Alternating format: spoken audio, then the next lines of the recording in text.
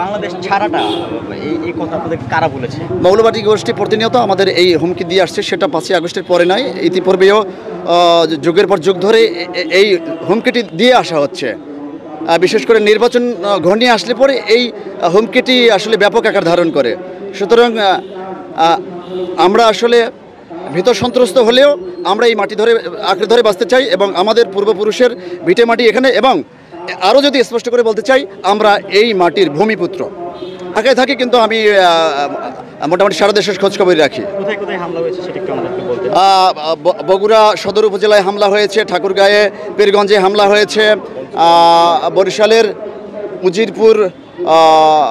উজিরপুরে হামলা হয়েছে, পটুয়াখালীর বাউফলে হামলা হয়েছে। আমরা দেখেছি যে গণেশ পূজা কেন্দ্র করে চট্টগ্রামে হামলা হয়েছে। একদম সদ্য দেখলাম যে ভোলার ভেদুরিয়া এলাকার টেকেরহাট নামক গ্রামে হয়েছে। দেখলাম যে খাগড়াছড়ির দিঘিনালায় হয়েছে। সুতরাং এই সংখ্যাটা খুব লম্বা।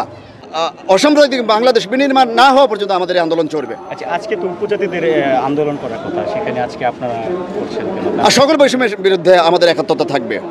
তারা হয়তো বা তাদের সংগঠনের ব্যানারে আন্দোলন ঘোষণা করেছে, এটা তাদের একান্ত ব্যাপার হলেও যেখানে বৈষম্য, নিপীড়ন, নির্যাতন, প্রত্যেকটি ঘটনার বিরুদ্ধে আমাদের লড়াই প্রতিবাদ জারি থাকবে এবং আমরা একাত্মতা জ্ঞাপন করছি। একটি মহল বলছে যে আপনাদের আন্দোলন উদ্দেশ্য প্রণীত এবং রাজনৈতিক উদ্দেশ্য রয়েছে, সেটি কি কতটুকু বাস্তব বলে মনে হয়? সেটা যারা একটি দিনের আলোর মতো সত্য ঘটনাকে যারা রাজনৈতিক তকমা দিয়ে রাজনৈতিক স্বার্থ সিদ্ধি করতে চায়, সুতরাং তারা সব কিছুতে রাজনীতি দেখে। তারা রাজনীতির জন্য লাশ চায়, তারা রাজনীতির জন্য রক্ত চায়, তারা রাজনীতির জন্য এই রক্তের খেলা এটা জিয়ে রাখে। সুতরাং তারা সব কিছু রাজনীতি দেখবে, এটাই স্বাভাবিক। আমরা মুক্তি চাই, আমরা বৈষম্যহীন বাংলাদেশ চাই, এবং এই সংখ্যালঘুদের জন্য যে রাষ্ট্র বিমাতাসুলভ আচরণ করে এর আমরা প্রতিকার চাই, স্থায়ী প্রতিকার চাই।